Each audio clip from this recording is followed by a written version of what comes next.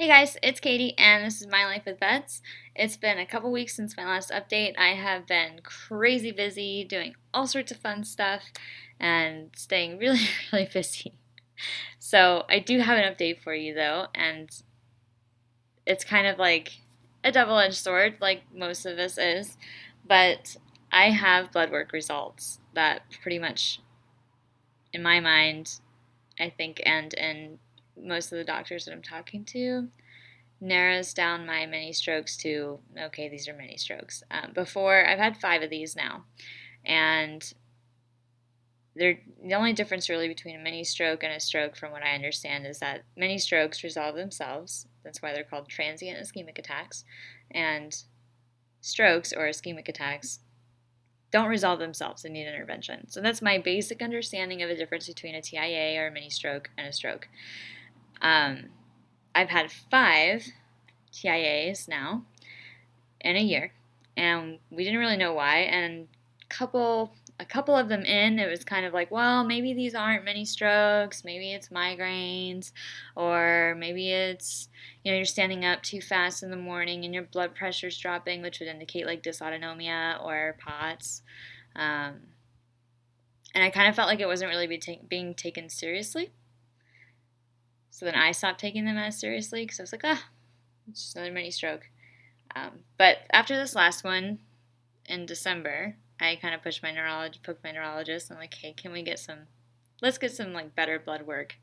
So we got some blood work for like clotting disorders and just like weird, rare causes of mini strokes. And one of the things that we tested for was fibrinogen, which is related to clotting, I believe. And my fibrinogen tested high, which means that my blood is a little bit thicker than it should be, from my understanding, which kind of definitely points towards TIAs. So that's my patient understanding of what has happened. So obviously that's not good. That's not good news at all. But it is good that I know that when I take these seriously, I'm not exaggerating.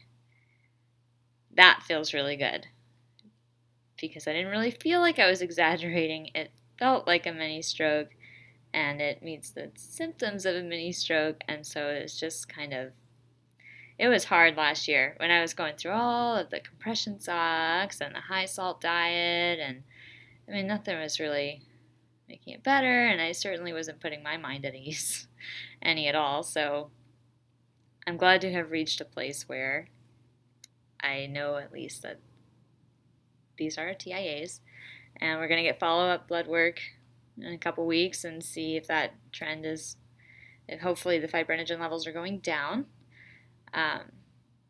But at a minimum, now we know that my fibrinogen is high. What else? So I did my podcast episode with Becca, and I know that some of you have probably listened to it, some of you haven't.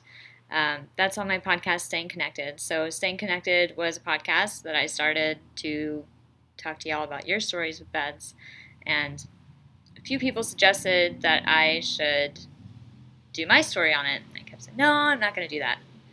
But I did it, and it was actually pretty fun and interesting. So if you want to check it out, you can hear my story on my podcast, which was my episode was released last week, I guess. Man, time flies.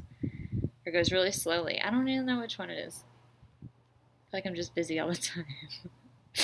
Anyway, it's out there. I think it's episode 10, and it's called My Story. And I'll put a link to it in this description of this video. Also, if you haven't checked out the podcast, you probably should. The podcast, I love talking to y'all about your stories. That has been one of the most rewarding things about being part of this community, is hearing the incredible things that you guys have been through, and it's just the amount that we've all been through is absolutely insane. And without a cure or a treatment or doctors who understand what this is, it's heartbreaking.